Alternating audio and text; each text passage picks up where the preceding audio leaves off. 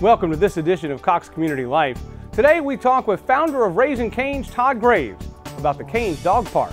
The original Cane came out of Wisconsin in a kennel, and it was a good breeder we heard about. It was a kennel called Candlewood's Kennel, so his official name was Candlewood's Raising Cane of Baton Rouge, and it's a real good hunting line out of Wisconsin. I've always been a dog person, and I've always loved labs, and black labs is what I grew up with, and then Cane was my first yellow lab, and truly man's best friend. He was my pal. He went with me everywhere I went. He was a really special dog because he was a good outdoors dog. He loved to retrieve, he loved to swim, he loved to retrieve ducks. But he could also come inside the house and sleep with you in bed, and real special. The original Cane passed away about a year and a after the first restaurant opened. He was actually with my father at a duck camp, and someone had opened the back door, and he wandered and strayed forward from the camp, and actually there was a highway there and got hit by a car, and I wasn't there.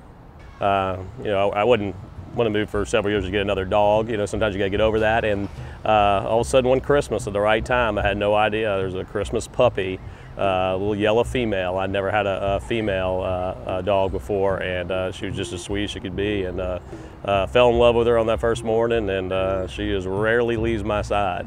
It's always been real important for me for Raising Cane's to be actively involved in the community. This Baton Rouge community has made us a success, and with giving success and being able to live my dream, which is Raising Cane's, and to bringing great people to share in my dream, we want to give back, and one of our areas of focus have always been pets. It's like we support great groups like Calls, spay neutering pets, pet adoption, education on how to properly treat your pet, humane treatment of pets, you name it. And before Baton Rouge didn't have a dog park, and talked to Carl Sages at Breck. I'd been working with Carl doing community things when he was back with the food bank and all over Baton Rouge. So when they came with Inception and said, hey, Todd, would Raising Cane's be interested in this? This is probably over a year before we opened the park, and they came together and said, we'd like to involve you in the design process and all the above.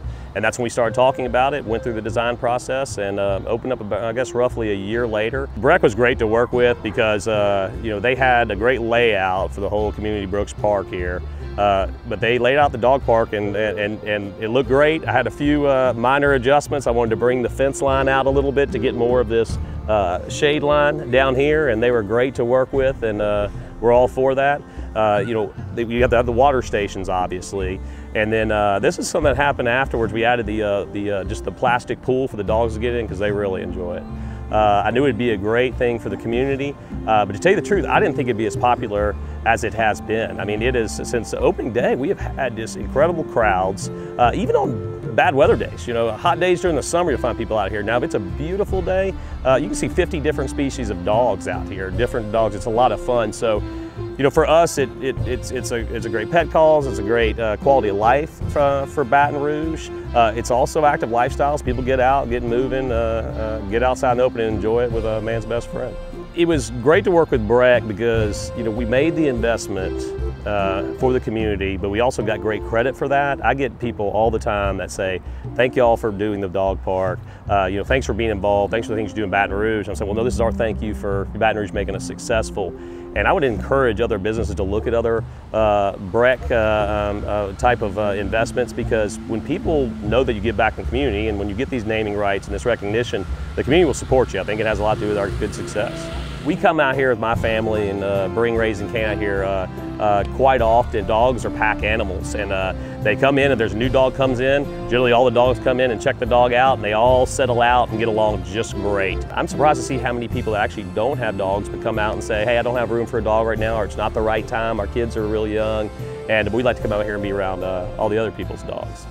I would encourage people that even don't have dogs to come out and see the park. It's great to see the different dogs, or if you want to see how your kids react to dogs, and maybe you might want to get a puppy for your own family. Now, I would ask that if anybody has a dog that is prone to fighting, please don't bring your dog here. It'd be unfortunate, but it wouldn't be good for the other dogs or the people, the kids that are out enjoying the pets.